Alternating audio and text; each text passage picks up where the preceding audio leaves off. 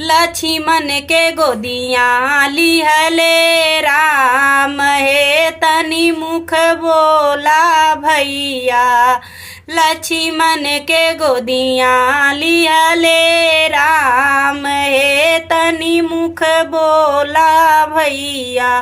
कैसे लगल सकती बान हे मुख बोला भैया।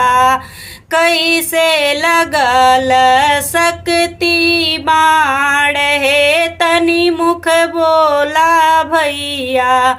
लक्ष्मण के गोदियाँ लिहले राम हे तनि मुख बोला भैया।